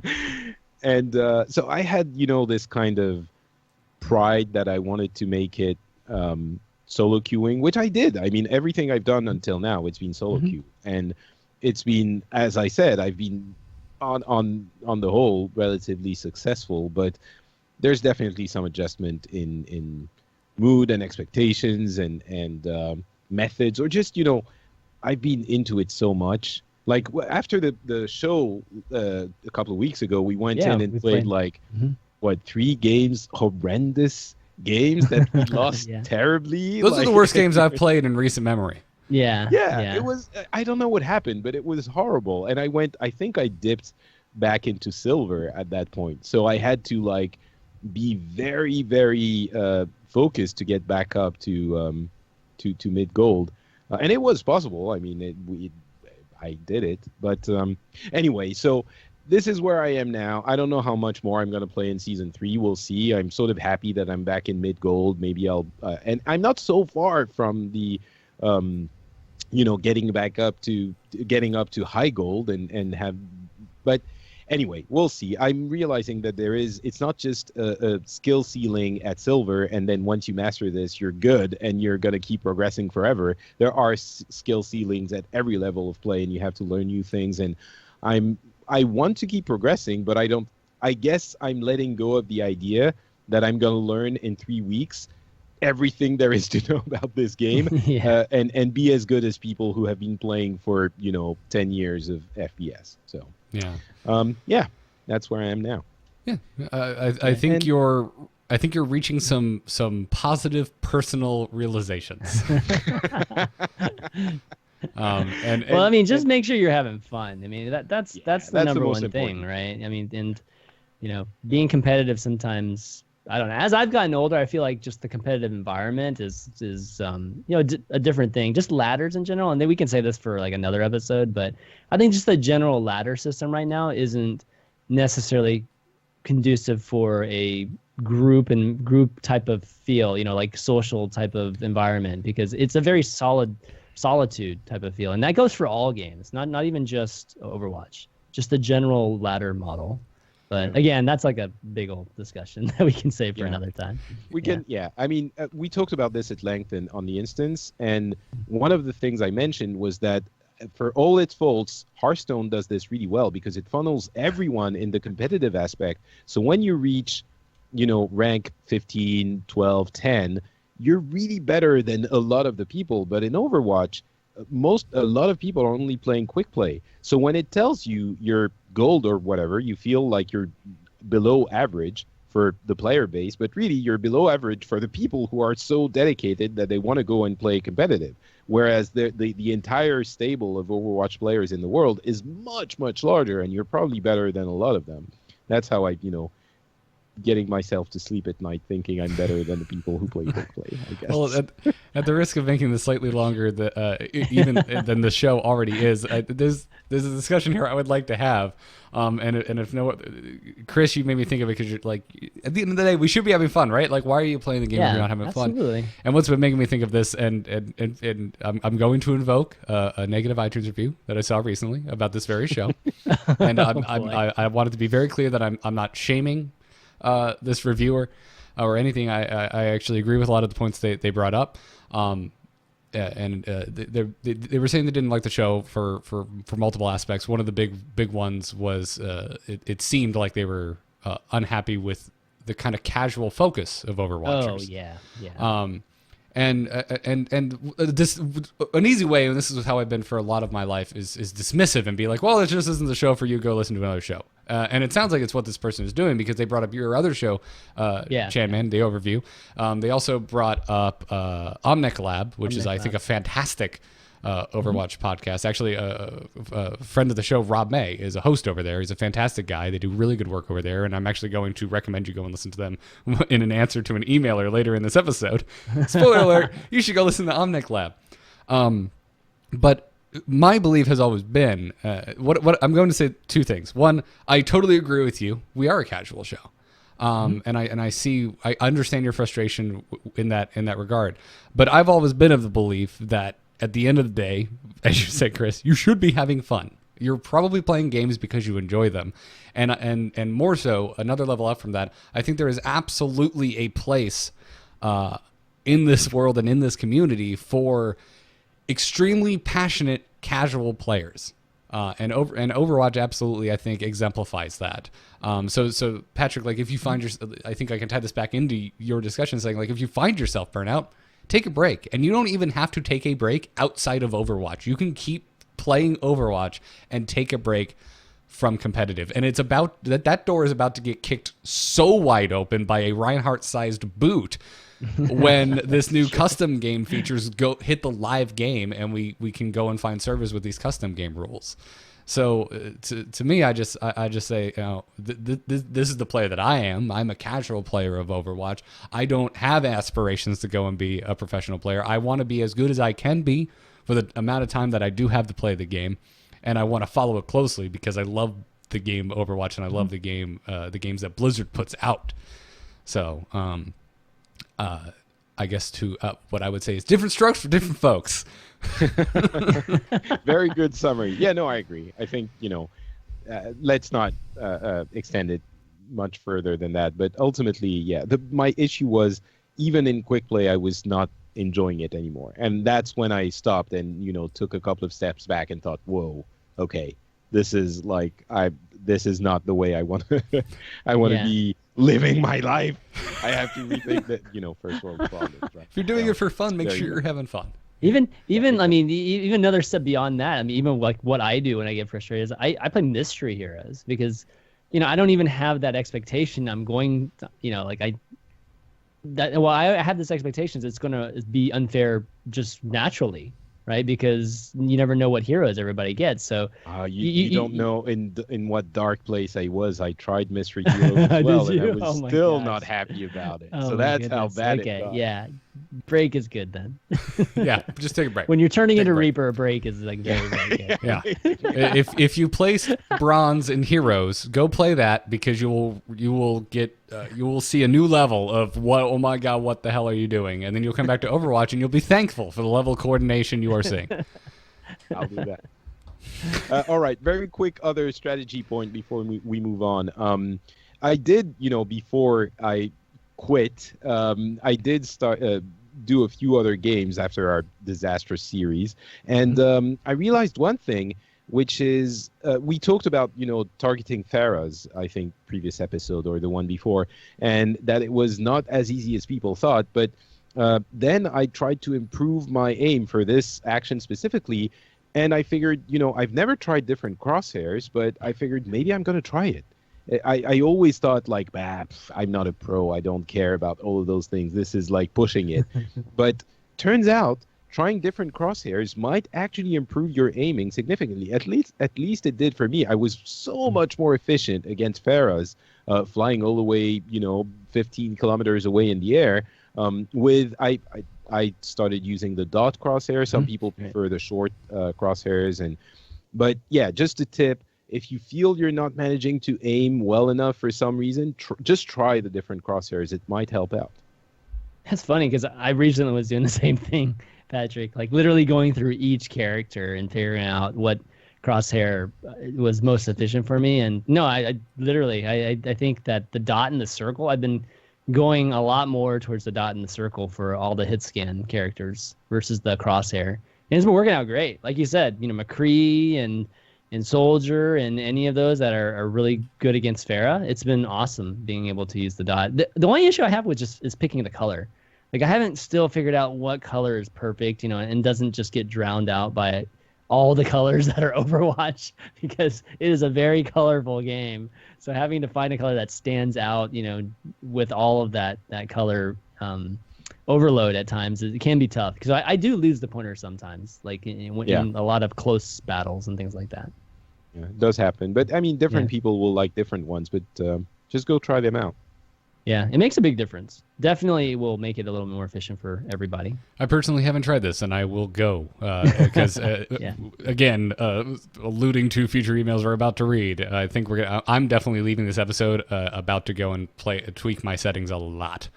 So, anyways, show's already going long, so I would skip over some of the community roundup stuff. But the main thing I want to ask is, and give Patrick, I think, a soapbox to maybe poo-poo on something else. Patrick, why are you hating on Terry Crews' Doomfist audition? It is terrible. Don't you think it's horrible? Let me see this. I didn't actually see this. Chris, what I will say, just so hopefully I win this argument, is don't watch it, just listen. Okay. All right. Just listen. Let's have the live reactions. Yeah. But to you, Patrick, I will say, it's weird if you're watching. I thought I opened another tab and just listened, and I thought it was on point. It sounded to me exactly like something that would exist within the world of Overwatch. It's just Terry Crews speaking in a mic where he's like clipping all over the place. He says that's like the mic's fault, not his problem. I can't help but watch at the same time right now, because I mean he smirks like a little bit at the end too, and I'm just like, oh wait, he does this like I can't. Terry Crews, I can't even look at Terry Crews without just laughing though, because of all his previous characters in movies and things. Yeah, no, he's a very it's just Terry Crews going like, I'm Doomfist. I'm angry. It actively made me less excited for Doomfist and for Terry Crews playing Doomfist. I thought it was. You are such a hater, Patrick. You know how excited I was before. I think this is like a cheap move by Yahoo Esports, thinking, oh, we have Terry Crews in front of us. We're going to get him to say Doomfist, and that's going to bring us clicks. And it did, but it was a terrible thing for the character. I thought it was. Anyway, I thought it was fun. I think it would be perfectly fine if we got Terry Crews to Doomfist. I think it's extremely. I think at this point it'd be a huge disappointment not to have him as Doomfist for the community. Just my opinion, right? Like, what if they chose a random dude that just like what? I think a random dude is gonna be fine. I don't mind. I mean, it would have been fine before all of this, talk with, like The Rock recommending him and all this stuff, But now I just feel like it'd be pretty tough. I feel if Blizzard didn't choose him. I have a solution for this. I know what's going to happen. He's going to be a previous Doomfist, which we are going to hear somehow, somewhere, but not the current one because we need the new lines open. That's true. That's possible. I think that might happen. Okay. Yeah, there's been 3 of them, I think, or something like Yeah, he calls them out in his terrible interview. He's like the savior, the bane, the whatever, and it's just Terry Crews speaking. Are you aware of how many voice actors that are very successful, have very memorable characters, are just using their normal talking voice? Probably, but it just sounded bad on this one. I mean, I'm happy you enjoyed it, Garrett. I think. I don't know. Apparently, a few other people in the chat room liked it. Barry Ricks is saying he loved it. So I don't want to speak to you anymore, Barry. There you go. What? Oh my gosh. Well, unfortunately, you're stuck in a Skype call with me that I started. So that's why I didn't say you. Okay, shit. I don't have a choice there. No, I don't hate it that much. I just think it was a cheap cash in for you. Oh, I think it was a cheap cash in, but I don't think it was bad. I think his voice works. I think I agree that the microphone was bad, but the microphone is bad. What are you gonna do? I hate it so much. Like, I don't think they're gonna use this exact clip in the game, Patrick. I think they're gonna bring him into an actual recording studio and do it correctly. Well, I mean, Patrick, you could have had this. I just linked you. I mean, you could have had this as Doomfist. What? Wait. I just linked you a video. Just be happy that's not Doomfist, okay? What is this? Oh my This is God, awful I want for that to be Doomfist. Yeah, you want that? I just linked him a clip of Terry Crews on Blended, the movie Blended, where he's just this insane singer from an island. I think one of the Doomfists could absolutely be this. Okay, so now we know the style that yes. Well, no, Patrick's okay, it looking doesn't for. actually jive with my image of Doomfist. I mean, it makes, let's say, it makes me like Terry Crews a little bit more again. So, okay. Thank you. I want President Camacho from Idiocracy personally as my Doomfist. So bring it on, bring it on. Also, sorry, audio listeners. Laughing about Terry Crews and Blended was probably not the best thing, but yeah, my bad, guys. No, it's all right. It's all right. Anyways, so Chris, the big highlight in esports since we last got together was the NGE Winter Premiere. I saw these finals; they were phenomenal. Mm-hmm. Yeah, it was definitely a great ending to the 6-week event, and it culminated at PAX South over in San Antonio. And yeah, Immortals ended up taking it over Congarna. Well, actually, it was Ghost, which there's some news with Ghost, actually, which I'll talk about in a second. But yeah, it ended up being really, really good games, really, really close games between those two teams. And I think overall, if you were to ask folks when Winter Premiere first started, like what team would win, I think a lot of people would have said Complexity or maybe a FaZe, just teams that we've heard of before that, whether it's MLG or just other tournaments recently. And so Immortals and Congarna, I think it was a great opportunity, or they were able to capitalize on this great opportunity to get a ton of exposure to the Overwatch community. And for Immortals particularly, I think it's been great. I got a chance to talk to Hyped a little bit, and it was fantastic for them. 6 weeks of just exposure, and even NGE being an event organizer that just started. It was literally their first event. I've never even seen them. They have their own casters and their own studio. I think by the end of it, they had an impression on the Overwatch competitive community, or at least the spectating community. So mission accomplished, I think, for everybody involved there. And it was particularly great for, Immortals and Congarna just to see, how they get a chance to win a big tournament that's 100,000. And then now we get it, we're eager to see how they match up against some of the other, Western teams that we've all grown to love. So pretty awesome there. And Immortals ended up winning with a substitute. Their coach, Chance, replaced their Reinhardt because of visa issues last minute. So that was even more of a surprise in the finals. That's crazy. Yeah, that's literally crazy. And I was like, he must practice with them a lot. He's the coach, so maybe this was just their plan B substitution anyways. No, it turns out he hadn't played the game in a while, like as a very serious player. So, they picked it up in 3 or 4 days and was able to end up winning, 2 big matches in the semifinals and finals. So that was an interesting story. And then also with Ghost, they were picked up by Ghost Esports for, I think, right before the finals. But right after the finals, where they finished, they announced that 3 of the players actually are leaving the team. And then now recently they left Ghost.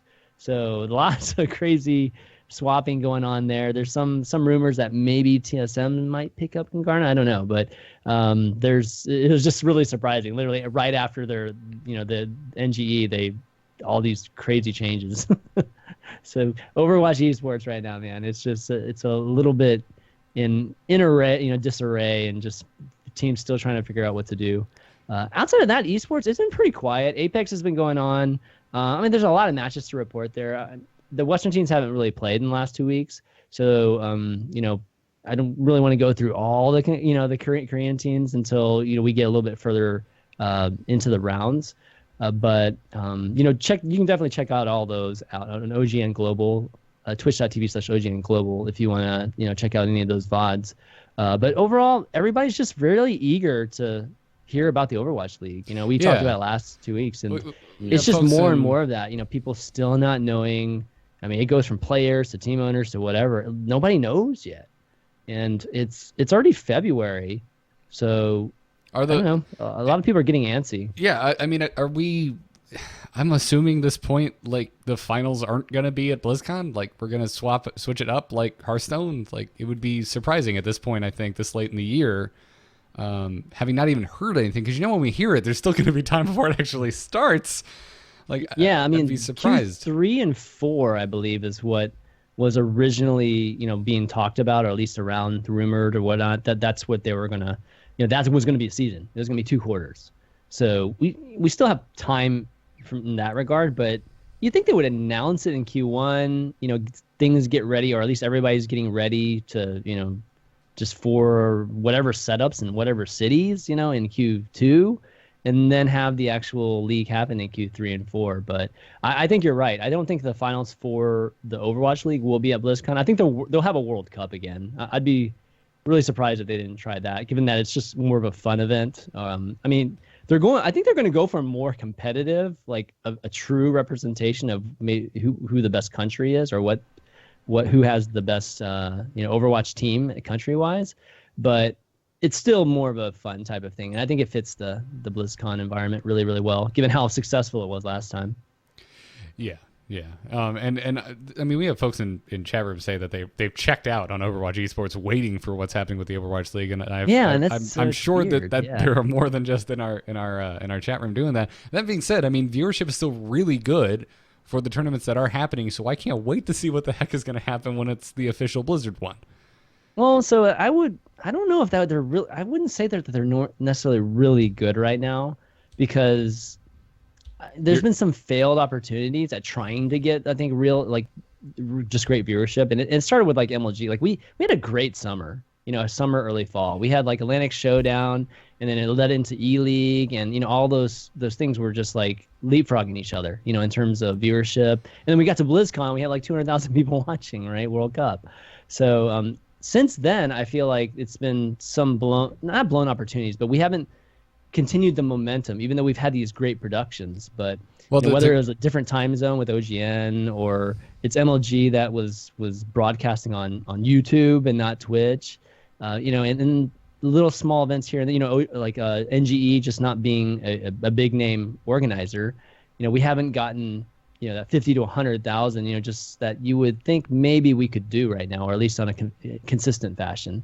So we're still in like that maybe 20,000 range, like 20, 25,000 range, which isn't bad by any means, but it's not necessarily good either in my eyes, given that, esports has been presented now for 9 months, for the game now, and how much hype and how many, we got 25 million viewers or 25 million players now, right? So you'd think you could engage on a little bit more than that. Well, 2 things. One, to cover my ass, you're talking to someone who follows Heroes Esports, and Overwatch numbers are looking mighty fine compared to that. That's true. And then B, actually, to talk to your point, I mean, it is a good point. I didn't think about it until just now. I mean, did we squander the hype? Like, was Overwatch League announced too early? Are the non-Blizzard leagues suffering because everyone's just waiting for the big official Blizzard tournament? Yeah, I mean, I think that's what we're seeing right now, and a lot of people were worried that the Overwatch League would be announced, and then all of a sudden there'd just be this giant lull, and then that's kind of what's happened. We've seen the event organizers trying to organize things, but then you have the second kind of big dog in the room, or big bear in the room, which is OGN. OGN's production is fantastic. It's like amazing, just everything that they do. And Monty and Doe are great casters too, and they have now arguably the best players there too. So those 4 Western teams at least, are over there for 3 months. Like close to 3 months, maybe 8 weeks, 10 weeks. So they nabbed up those guys for that long. All these other event organizers, they're basically picking, from the rest of the teams. So there's not potential for that optimal viewership, but at the end, a lot of event organizers just won't do anything because of it, and that's like too bad, because I think it's like a great opportunity right now to actually do events and get your name out there as an event organizer. So it wasn't until maybe the last week or 2 that we're actually seeing like smaller tournaments, particularly in Europe, because there's been nothing in Europe for 2 months now. And then finally Assembly was they had an Assembly this past weekend over in Finland, so that NIP won that tournament, by the way. So that was nice to see. It was really small. It was like a 5K tournament, But right now, EU, I feel like there's a lot of opportunity just for EU organizers just to do some 5-10K cups and get some exposure out there for some of those teams. And there's still a lot of just unknown teams that are doing that are in Europe that can perform and challenge some of these other teams. So hopefully we'll see more of that in the next 2 months, and it's not just people just waiting, because that is definitely bad for esports. Bad for keeping any kind of momentum, because otherwise we're just gonna have like all our eggs in one basket for the Overwatch League, and if that just doesn't go well for whatever reason, then that's not gonna be well or good for us, given that we haven't established any kind of just natural organic base for events, like you see in other Blizzard title esports and in other just general esport games. Yeah. Well, so we'll see. We'll definitely see. Hopefully we will hear in the next, hopefully in the next month or two, some kind of announcement, because owners don't even know what to do at this point, like making bids and stuff. They actually don't know. I completely agree with all of this. I will say that I think it's the problem is inflated when you're following this daily and you're super excited about this and very much into esports. And I do think that, from my experience at the company, I think the way they're looking at it is people will remember if it's awesome. They won't remember if it's 2 weeks late or 2 months late or 3 months late. Ultimately, I hope the way they're engineering it is that they're going to try and get so many people into it that it's not just the people currently waiting and pining for esports, but they're going to grow that number by 20, 30, 50% maybe, and maybe even more by the time the finals come around and the year after that. So it's sort of the mentality of when it's done that they have for their games. I'm hoping it's going to work just as well for the esports aspect of it, but they probably had it planned for announcement or details earlier than is turning out to be. If anything I've learned at Blizzard when I was there for 5 years is still the same. You have dates and then they slip because you want to put it out when it's ready and when it's top quality. So right.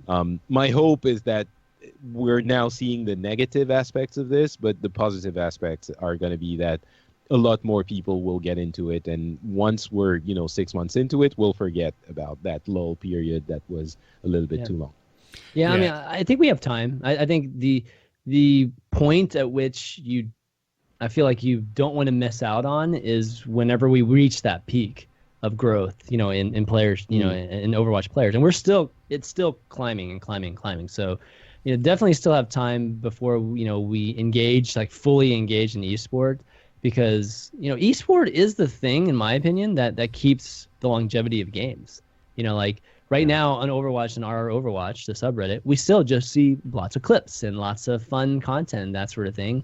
Eventually, the narrative, even in that subreddit, I think will focus on esports over time. Well, especially a game like Overwatch, where it is this type of it is strictly, first and foremost, a competitive game. It is you versus someone else. There is a winner at the end.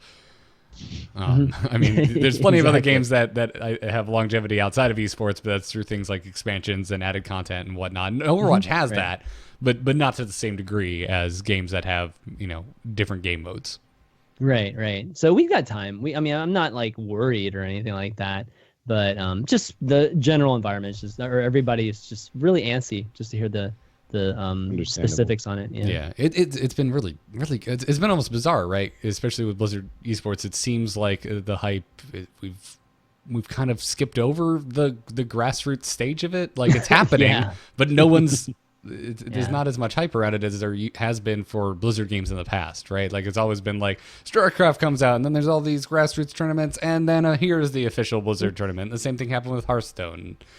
Well, to be honest, they could inflate it by just putting a browser in the game, like even just like a Twitch, just whatever Twitch browser or whatever, so that everybody that plays the game counts as a view. Yes. There are many ways that they could like inflate it right now, but they're choosing not to. Personally, I would love to be able to watch Overwatch esports in client. Like I would love to have just sat in Grim Reality's camera for the finals of the winter premiere was ridiculous, and watch how he plays. Yeah. And it's sad. Like we don't have replays, so we can't do it, after it's over. And this is something we've been asking for in other Blizzard games forever now. So I'm not sure we'll ever get it, but boy, I would like that. But you're right. I mean, just putting the stream in the client, I think would go a long way to help the numbers game for all of these organizations that are putting in the effort to make these big events. Yeah, and then you know how it is with numbers. It's like sponsors, that's all they look at. And even Twitch organic views are very fickle, right? If they see something that's like, oh, there's 100,000 people watching this, I should be watching this. Or if it's like the CSGO event, right? How does a CSGO event get 1 million people watching, on Twitch? I'm sure a lot of it, came from, oh my God, this is like an esport event. Like I have to watch this. It's like watching the Super Bowl, kind of thing. So there's definitely that kind of hurting and migrating, I guess, of views that you can capitalize on in terms of just getting big numbers. Yeah, absolutely. Well, we'll just have to again wait and see what's happening with Overwatch League, I guess. Maybe all that stuff comes at once: spectator mode and in-game, streaming client, and just all that stuff. I wouldn't be surprised, to be honest. They've mentioned a couple of days ago, I think it was Kaplan himself, who said they were making significant progress on play of the game saving. So maybe that's also part of the whole thing. Yeah. Well, let's wrap this up with an email or two. You can send your emails to mailoverwatchers@gmail.com. Curtis wrote us after our discussion on the last episode where we talked about mass sensitivity, and he said, I noticed in your recent podcast you indicated use of 5 sensitivity. And Curtis says, anything over 4 is bad and causes pixel skip. The Omnic Labs guys on episode 38 said, and they also referenced a YouTube video that covered it in depth. He said, I changed this and climbed by 500 in 2 days. So, damn. So, yes. It makes a huge difference. I've been slowly doing it, too, for my hit scan, just DPS type of characters. I still keep it pretty high for like Reinhardt and some of my tanks like Diva and things, but for soldier it's been actually great being in the 3. And again, like I'm just slowly tweaking it down and not being very precise about it, to be honest. I'm sliding the thing versus actually typing numbers, but it's been just really good for tracking. That's interesting, because I think Curtis tweeted this at me in a desperate effort to try and help me become better. So thank you very much if it was you. But I would think that how big of a problem is it? Like if he includes a link to a sort of calculator thing that tells you, depending on your resolution, how which sensitivity does incur pixel skipping and stuff like that. So go to the show notes, which are available at amove.tv. You can find the link there. But yeah, so it's a really big problem. I had never heard of pixel skipping. Yeah, I mean, pixel skipping is one thing, but even just the general, just your movement, right? Like your physical movement and just the amount of pixels between each that. Yeah, right. But he's talking specifically about the issue of pixel skip, which I'll look into this a little bit more and get super competitive again and get tilted and have to take a break again. It's going to be great. It is a deep rabbit hole that you can go down, by the way. There are calculators, there are extensive articles that we will never do our best to surmise on this podcast because it is a dry subject. Omnic Lab, by the way, already did it and I think did a better job. So just go listen to that episode 38 of Omnic Lab and just subscribe to their podcast as well. But this is something I'm going to be tweaking, playing around with, I think, over the course of the next few weeks, and because I was way above this, and what I thought was way below anything I've ever used in any game before. So apparently, I still have a ways to go. So I will be reporting on that, I think, over the next few episodes how this works. I may even poke my buddy Rob and be like, "Hey, dude, help me figure this stuff out so I don't have to read novels." And then talking about settings, there was a website. Well, it's not about settings. It's about equipment mostly.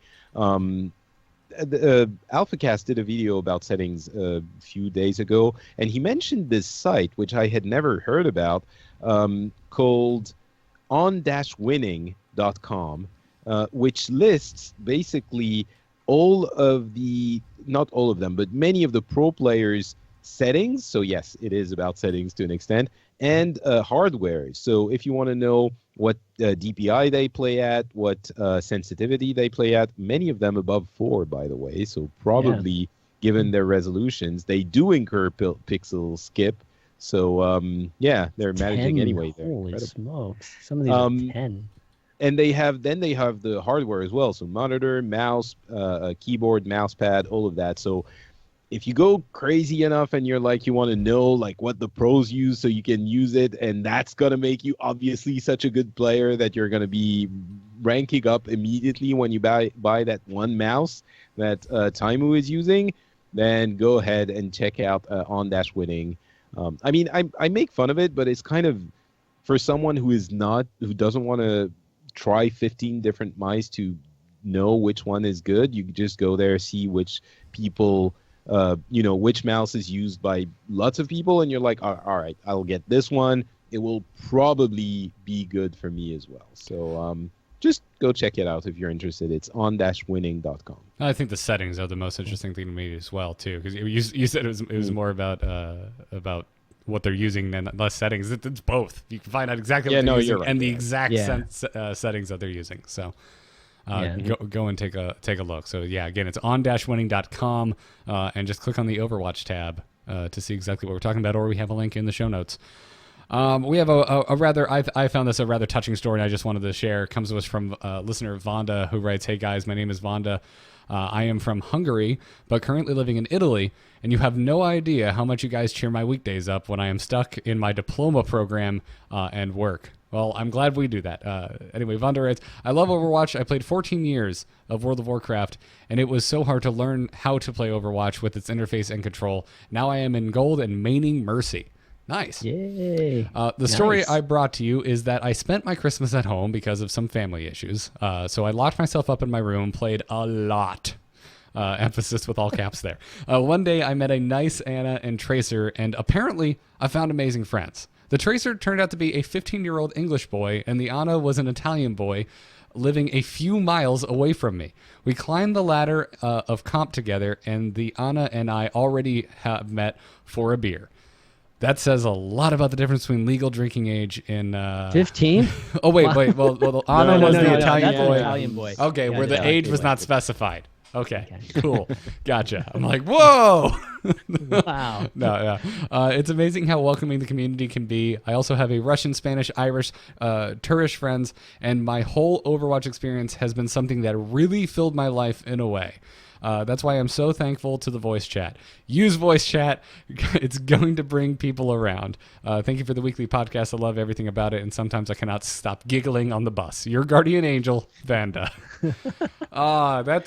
I love it. I love this kind of stuff. I don't hear these stories that much anymore. I remember when World of Warcraft was in its earlier years, like you heard about this kind of stuff all the time. So I'm so happy to be hearing about it in Overwatch. Yeah, it's true. And we give lots of communities a lot of crap for the kind of crap that they do, and sometimes it's easy to forget that actually you do have nice people who play those games and who can become friendly and community-ish. And it happens to me as well. I've met lots of nice people in the game playing comp, playing quick play, but even in comp, it's not true that everyone's tilted and toxic all the time. It's just not. You remember those more than the other ones, but sometimes you have fun games where everyone's working together and just having fun. And thank you, Vanda, for reminding us that this also exists and it's important. Yeah, tie that into my previous long-winded explanation of games should be fun, and you can just enjoy playing it and not want to be the best esport pro in the world. 360 no scope, teabag yo face. Right. And play with people, talk to people. Just like Vonda said, and I was telling you earlier, Patrick, just play as a group. It's a much much more enjoyable experience than having to grind by yourself all the time. Or at least mix it up a little bit of both, that sort of thing. I've really been enjoying socially engineering my games, or at the very least socially experimenting in my games. And every game I get into now, I make sure to get in, start talking, be friendly to everyone. Like, hey everyone, how's it going? How's your games going? Yeah, let's do this. Let's win, right? All right. How's this comp looking? Just get friendly, get people talking, because if you get them talking, I have to they'll see keep that. talking. It doesn't always work. It doesn't I always gotta work. see Garrett going in there with like such a great positive. Let's do it, guys. And then if things get bad, there. Yeah. And then if things get bad, just get quiet. I guess don't continue talking. Be like, soldier, you useless piece of crap. Oh crap, it's Patrick on my team. Oh, I'm sorry, man. This is gonna be awkward on the next episode. I still do say when I get into a game, at least in quick play, I still do say, hey everyone, hope you're having a wonderful day, with a little heart symbol. And sometimes people really don't understand what's happening. Do it in comms. Get people talking, because if you can start talking, you're going to keep talking, and you're just going to win. It just becomes a pre-made at that point. It becomes a pre-made with friends you didn't know you had. Oh, friends you didn't know you had. That would be a lovely title for a movie of some kind. Yeah, and I will preface this with a giant asterisk. It does not always work. Some people are just dicks. Friends you didn't know you have. Asterisk. Sometimes. Yeah. It's like going to a concert. I always make a random friend with the person standing to like my left or right, because we're there for the same band. But every now and then there's that jerk that just wants to push everyone out of the way so they can get up to the stage. Like, there's nothing I can do about that. But I can do my best to make a new friend. So, there you go. That's going to do it for this episode. Thank you, everyone, for tuning in. Thank you again to our patrons supporting us over at patreon.com/Overwatchers. Thank you to our producers, LVE and .game. Follow us on Twitter at OverwatchCast. Send us your emails to mailoverwatchers@gmail.com. And don't forget to subscribe to the show on iTunes or over at youtube.com/ChanmanV, or really just about anywhere podcasts can be found, except Stitcher. F those guys. And that is going to do it. Patrick, where can folks find you when you're not overwatching?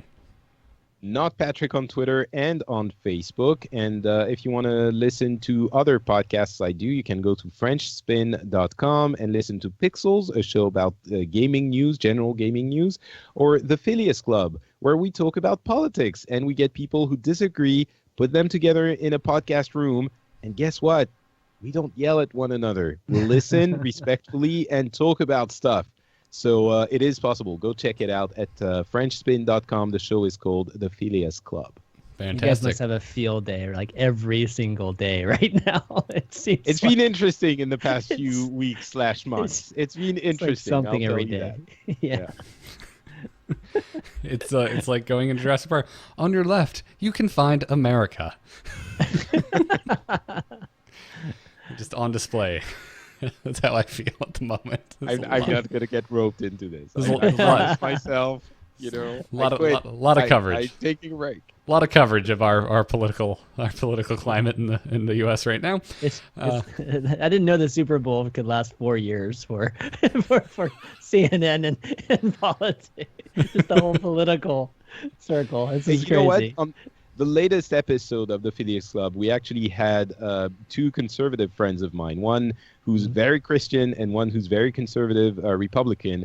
And we had a spirited but gentlemanly conversation. So, yeah, right into the belly of the beast. Well, go check it out. And I think that's what we need more of, is just talking to people you disagree with. That would be good. That would be good. Chris, where can folks find your work around the web? You can find all my different shows on twitch.tv/ChanmanV and VODs at youtube.com/ChanmanV. And I also have a couple other shows. One, The Overview, which Garrett mentioned before, which if you want to know about esports or Overwatch esports, you can check that out. And the VODs are on YouTube. And then I do a Hearthstone podcast called Value Town, which will be later today at 4 p.m.